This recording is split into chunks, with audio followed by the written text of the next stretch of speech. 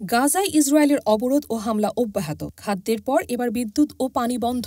ফিলিস্তিনের গাজা উপত্যকায় যুদ্ধবিরতির আলোচনার মধ্যেই ইসরায়েল একের পর এক নিষ্ঠুর পদক্ষেপ নিচ্ছে। পুরো গাজায় বিদ্যুৎ সরবরাহ বন্ধ করে দেয়া হয়েছে। এক সপ্তাহ আগে খাদ্যসহ মানবিক সহায়তার অবরোধ আরোপ করা হয়েছে। ফলে পবিত্র রমজান মাসে ভয়াবহ মানবিক সংকটের মুখে পড়েছে গাজার বাসিন্দারা। অন্যদিকে যুদ্ধবিরতি ও বন্দী মুক্তি নিয়ে যুক্তরাষ্ট্র ও হামাসের আলোচনা ব্যর্থ হওয়ার খবর প্রকাশ করেছে ইসরায়েলি গণমাধ্যম। তবে এ বিষয়ে কোনো পক্ষই নিশ্চিত করে কিছু জানায়নি। ইসরায়েলি চ্যানেল 12-এর বরাতে গণমাধ্যমগুলো জানাচ্ছে, হামাসের হাতে আটক আমেরিকান নাগরিকত্বধারী ইসরায়েলি বন্দীদের মুক্তির বিষয়ে যুক্তরাষ্ট্রের সরাসরি আলোচনাও কোনো ফল দেয়নি। যদিও এর কয়েক ঘণ্টা আগে ইসরায়েলি রাষ্ট্রীয় সম্প্রচার মাধ্যম মার্কিন রাষ্ট্রদূত অ্যাদাম বোহলার ও হামাস নেতা খলিল আল হাইয়ার আলোচনায় অগ্রগতির কথা জানিয়েছিল। তবে বন্দিমুক্তি আলোচনা ব্যর্থ হলেও ইসরায়েল যুদ্ধবিরতির দ্বিতীয় পর্যায়ে আলোচনার জন্য কাতারে প্রতিনিধি দল পাঠানোর সিদ্ধান্ত নিয়েছে। নেতানিয়াহুর সরকার কাতার ও মিশরের মধ্যস্থতায় আলোচনায় বসতে রাজি হয়েছে।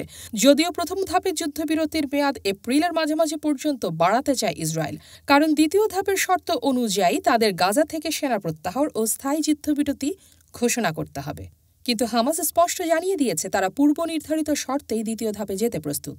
ইতিমধ্যেই মিশরে হামাসের একটি প্রতিনিধি দল দ্বিতীয় ধাপের আলোচনার বিষয়ে বৈঠক করেছে। তাদের দাবি, সীমান্ত খুলে দেওয়া, খাদ্য ও ওষুধ প্রবেশের অনুমতি দেওয়া, কোনো শর্ত ছাড়াই গাজায় মানবিক সহায়তা প্রবাসী নিশ্চয়তা দিতে হবে। অন্যদিকে মিশরের গোয়েন্দা সংস্থার সঙ্গে আলোচনা শেষে হামাস জানিয়েছে, তারা গাজার জন্য একটি স্বাধীন প্রশাসনিক কমিটি গঠনের বিষয়ে একমত হয়েছে। তবে ইসরায়েল এখানে সাড়া দেবে কিনা তা এখনও অনিশ্চিত। এই টানাপোড়েনের মধ্যেই ইসরায়েল গাজায় নতুন করে বর্বরতা চালিয়ে যাচ্ছে। সর্বশেষ হামলায় 5 ফিলিস্তিনি নিহত হয়েছেন, আহত হয়েছেন আরও 37 জন। যুদ্ধবিরতির মধ্যে ইসরায়েল প্রায় প্রতিদিনই হামলা চালাচ্ছে, যা মানবিক সংকটকে আরও ঘনীভূত করছে। গাজার স্বাস্থ্য মন্ত্রণালয়ের তথ্য অনুযায়ী ইসরায়েলের এই আগ্রাসনে এখনও পর্যন্ত 48,460 জনের বেশি মানুষ নিহত হয়েছেন, যাদের অধিকাংশই নারী ও শিশু। আহত হয়েছেন 1,11,897 জনেরও বেশি। ধ্বংসস্তূপের নিচে আটকে পড়াদের উদ্ধারের জন্য কোনো সুযোগই নেই, কারণ বোমাবর্ষণে গাজার অবকাঠামো পুরোপুরি বিধ্বস্ত।